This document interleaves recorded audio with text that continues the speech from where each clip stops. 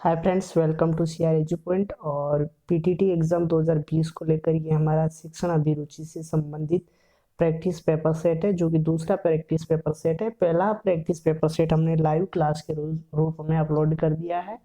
और अगर आपका लक्ष्य है कि 450 प्लस मार्क्स प्राप्त करने का, तो आप इस वीडियो को भी देखें और अनेक प्रैक्टिस पेपर सेट है वो सरल जरूर करें। तो शुरू करते हैं प्रश्नों को। पहला प्रश्न है कि शिक्षा में गैंग प्रत्यय किशोरों का प्रतिनिधित्व कौन करता है। शिक्षा में गैंग प्रत्यय किशोरों का प्रतिनिधित्व कौन करता है। सामाजिक असामाजिक समूह है, सामाजिक घटना, द्वितीय या तृतीय सीमांत समूह, या केवल पुरुष वर्ग। तो इसका सही उत्तर होता है असामाजिक समूह, यानी गैंग का जो है उनका प्रतिनिधित्व हमेशा असामाजिक समूह करते हैं, जो कि समाज में असामाजिकता फैलाते हैं। और प्रश्न संख्या 2 है कि अधिगम में विद्यार्थी की रुचि निम्नलिखित पर निर्भर करती है। किस पर निर्भर करती है। आकर्षक कक्षा कक्ष पर, या अध्यापक द्वारा प्रयोग की गई शिक्षण विधियों पर, या आकर्षक कक्षा कक्ष सामग्री पर, या अध्यापक की भाषा पर।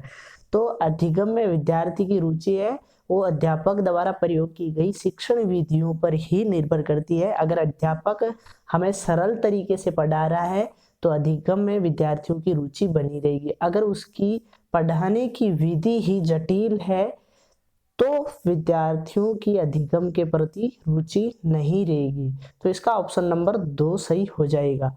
बढ़ते हैं प्रश्न संख्या 3 की तरफ कि यदि आप अध्यापन के पेशे को अपनाने में गर्व अनुभव करेंगे, क्योंकि यह है आप अध्यापन के रूप में या अध्यापक को अपना पेशा बनाना चाहते हैं या अध्यापन को अपना पेशा बनाना चाहते हैं, तो इसमें आप गर्व अनुभव करेंगे, क्योंकि यह सबसे अच्छा पेशा है, या अतिरिक्त लोकप्रिय पेशा है, या आसान पेशा है, या साफ सुथरा पेशा है।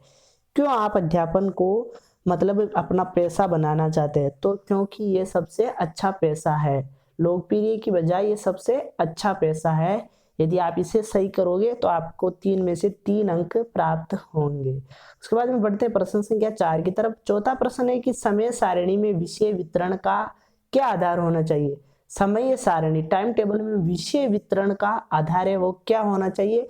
विषय की कठिनाई के आधार पर, या छात्रों की रुचि के अनुसार, या कोई आधार नहीं, या विद्यालय की सुविधा के अनुसार। तो इसमें समय सारणी में विषय वितरण का आधार है वो विषय की कठिनाई के आधार पर होना चाहिए।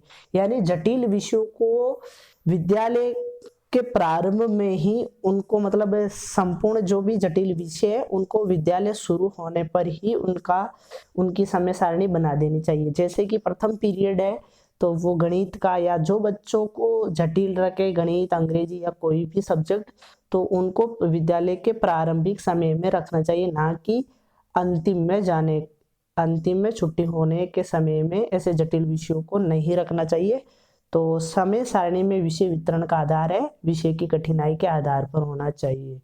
उसके बाद में बढ़ते हैं प्रश्न संख्या 5 की तरफ। प्रश्न संख्या 5 है कि अध्यापन कार्य के विषय में आपकी क्या राय है।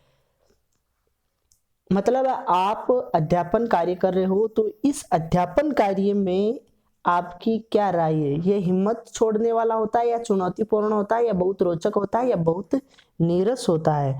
तो अध्यापन कार्य है तो वो एक चुनौतीपूर्ण होता है, क्योंकि अध्यापन का कार्य आपको हर पग पग पर आपको चुनौती देता है, और उसी चुनौती से छात्रों को भी निपटने के लिए प्रेरित करता है, और हमें भी इससे अनुभवित करता है कि हम इनसे कैसे निपटें। तो अध्यापन कार्य के विषय में हमारी राय चुनौतीपूर्ण होती है, और इससे हमें निर्वृत्त होने के लिए ये हमें प्रेरित करता है। वहीं प्रश्न संख्या 6 है कि सहायक सामग्री क्या होती है। केवल दृश्य सामग्री होती है, या दृश्य श्रव्य, या केवल श्रव्य, या इनमें से कोई नहीं। तो सहायक सामग्री दृश्य और श्रव्य दोनों हो सकती है, ठीक है ना। दृश्य और श्रव्य दोनों हो सकती है, और दोनों ही होती है। प्रश्न संख्या 7 है कि शिक्षण में यदि कुछ अधिगम नहीं हुआ है, इसका मतलब कुछ रिक्त स्थान नहीं है। मतलब शिक्षण करवा रहे हो और उसमें कुछ भी अधिगम नहीं हुआ है, तो इसका मतलब है कि जरूर अध्यापन कार्य नहीं करवाया गया है। अगर अध्यापन कार्य नहीं होगा तभी अधिगम नहीं होगा। तो इसका 7वें का चौथा ऑप्शन सही हो जाएगा। बढ़ते हैं प्रश्न संख्या 8 की तरफ। प्रश्न संख्या 8 है कि व्यवहार में परिवर्तन का कारण है। व्यवहार में परिवर्तन का कारण क्या है? केवल परिपक्वता, केवल अधिगम, या मुख्य रूप से परिपक्वता, या पर्याप्त अधिगम और परिपक्वता। तो शिक्षण में, तो व्यवहार में परिवर्तन का कारण है पर्याप्त अधिगम और परिपक्वता। अधिगम क्या होगा कि अभ्यास, अनुभव और प्रशिक्षण के आधार पर व्यवहार में आया स्थायी परिवर्तन। तो पर्याप्त अधिगम और उसमें परिपक्वता आने से ही व्यवहार में परिवर्तन होगा। उसके बाद में बढ़ते हैं प्रश्न संख्या 9 की तरफ। प्रश्न संख्या 9 है, और प्रश्न संख्या 9 है, इनमें से प्रभावशाली अध्यापक की मुख्य विशेषता कौन सी है? ऐसा अध्यापक जो है प्रभावशाली है, तो उसकी मुख्य विशेषता क्या होगी? स्तर पर बल देना, कक्षा के छात्रों से अलग अलग व्यवहार करना, या फिर तत्कालीन परिस्थितियों के नियंत्रण पर बल देना, या जब तक बच्चा अपनी मदद स्वयं नहीं करता उसकी मदद करने से इनकार करना। तो प्रभावशाली अध्यापक की मुख्य विशेषता यह है कि जब तक बच्चा अपनी मदद खुद नहीं करेगा तब तक वह उसकी मदद करने से इनकार करता रहेगा। तो ऑप्शन नंबर 4 इसका सही हो जाएगा। उसके बाद में प्रश्न संख्या 10 की तरफ बढ़ते हैं। तो प्रश्न संख्या 10 है कि अध्यापक को शिक्षा दर्शन की मुख्य आवश्यकता है। अध्यापक को शिक्षा दर्शन की आवश्यकता क्यों होती है? मुख्यतः क्योंकि अध्यापक इसकी सहायता से अपने दर्शन की समझ कर अपने कार्य में सुधार लाते हैं। तो शिक्षा दर्शन की मुख्य आवश्यकता कारण क्या हो गया? ऑप्शन नंबर 2 हो गया, क्योंकि शिक्षा दर्शन की सहायता से वे शिक्षा किसी भी विषय वस्तु को समझ लेता है और अपने कार्य में सुधार लाते हैं। तो ऑप्शन नंबर 2 इसका सही हो जाएगा। उसके बाद में बढ़ते हैं प्रश्न संख्या 11 की तरफ। 11वां प्रश्न है कि उपलब्धि का अवरोध पाठ्य पुस्तकों द्वारा किस प्रकार होता है? किसी भी उपलब्धि का अवरोध है वो पाठ्य पुस्तकों द्वारा किस प्रकार होता है?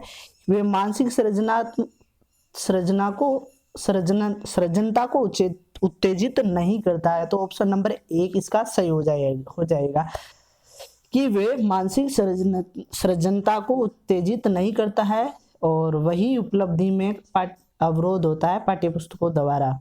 और उसके बाद में है प्रश्न संख्या 12 कि पुरस्कार और दंड क्या है? तो पुरस्कार और दंड दोनों एक पुनर्बलन कौशल होते हैं। ठीक है, अभिप्रेरणा नहीं है, विघटन कारक भी नहीं है, वृद्धि वाले कारक नहीं है, वो पुनर्बलन होता है। ठीक है, अब पुरस्कार और दंड।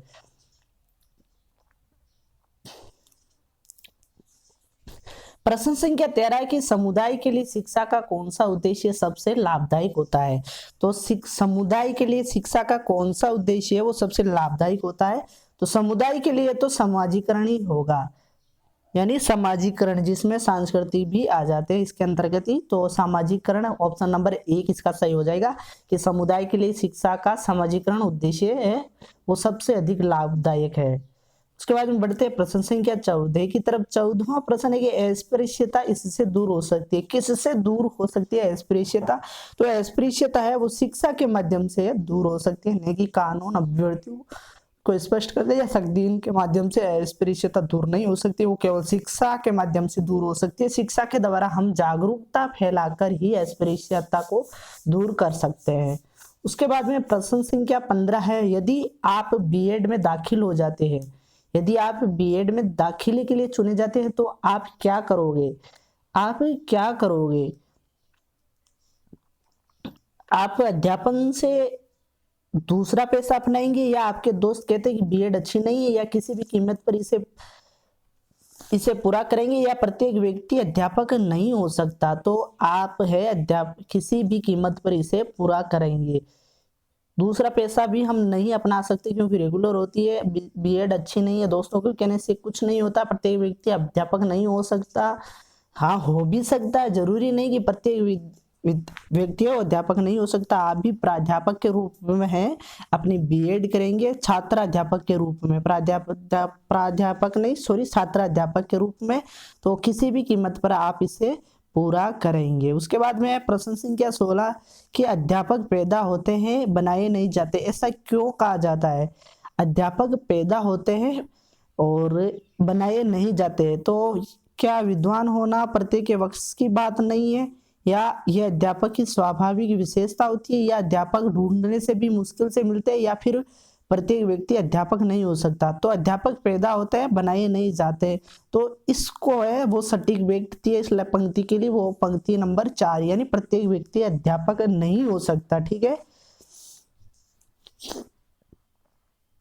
नहीं हो सकता, लेकिन प्रत्येक व्यक्ति छात्र अध्यापक तो हो सकता है। ठीक है, उसके बाद में प्राध्यापक, वो अध्यापक तो हो भी सकता है, नहीं भी हो सकता। तो उसके बाद में प्रश्न संख्या 17 है कि विद्यालय में सहशैक्षिक गतिविधियों के विषय में आपकी क्या राय है? क्या सहशैक्षिक विधियां आत्मविश्वास का विकास करती है, या सर्वांगीण विकास करती है, या खाली समय का सदुपयोग करती है, या समय का सदुपयोग करती है? तो सहशैक्षिक गतिविधियां हैं वो विद्यालय में सर्वांगीण विकास, यानी बच्चों का सर्वांगीण विकास करने में सहायक होती है। तो ऑप्शन नंबर 2 इसका सही हो जाएगा। उसके बाद में बढ़ते हैं प्रश्न संख्या 18 की तरफ। प्रश्न संख्या 18 है कि विद्यालय में यौन शिक्षा के बारे में आपकी क्या राय है? यौन शिक्षा के बारे में आपकी क्या राय है? तो ये एक अच्छा प्रयास है, क्योंकि इससे बच्चों को जानकारी मिल जाएगी और वो इनसे होने वाले विभिन्न रोगों से भी बच सकते हैं तथा हर गतिविधियों के प्रति वो सचेत रह सकते हैं। ठीक है, उसके बाद में है प्रश्न संख्या 19 कि इनमें से छात्रों के कक्षा अधिगम का सबसे महत्वपूर्ण कारक कौन सा है? इनमें से छात्रों के कक्षा अधिगम का सबसे महत्वपूर्ण कारक कौन सा है? अध्यापक का ऐसा व्यवहार जिसमें क्योंकि के बारे में जानकारी हो, या अध्यापक का अपना व्यक्तित्व, या अध्यापक द्वारा उत्तम शिक्षण विधियों का प्रयोग, या फिर अध्यापक द्वारा अच्छी सहायक सामग्री, दृश्य और सर्वे सामग्री का प्रयोग। तो इसका सही आंसर हो जाएगा, वो हो जाएगा अध्यापक का ऐसा व्यवहार जो कि जिसके बारे में जानकारी हो, वो सबसे महत्वपूर्ण होगा, जिसके बारे में विभिन्न विषयों की जानकारी और अन्य गतिविधियों की जानकारी भी रहती है, जिससे कि वो शिक्षण कराने में पूर्णतः संपूर्ण रहे। उसके बाद में 20वां प्रश्न शायद ऊपर नहीं हो रहा है। उसके बाद 20वां प्रश्न है कि अध्यापक के समायोजन का प्रमुख उत्तरदायित्व निम्नलिखित में निहित है।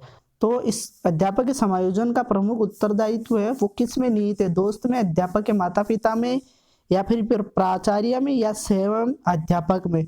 तो अध्यापक के समायोजन का प्रमुख उत्तरदायित्व वो स्वयं अध्यापक में ही निहित है कि उसका व्यवहार कैसा है, उसकी गतिविधियां कैसी है, उसका अधिगम कराने का तरीका कैसा है, वो सब अध्यापक खुद पर ही निर्भर करेगा, क्योंकि उसी के आधार पर ही छात्र उससे समायोजन हो गए, उस विषय वस्तु में समायोजन हो गए। तो दोस्तों आशा करता हूँ कि ये वीडियो आपको अच्छी तरह से समझ में आया होगा, और इसी तरह के लगातार वीडियो पाने के लिए आप अपने इस चैनल को सब्सक्राइब करें, साथ ही बेल आइकन को भी दबा दें और अपने दोस्तों के पास अधिक से अधिक संख्या में शेयर जरूर करें। धन्यवाद।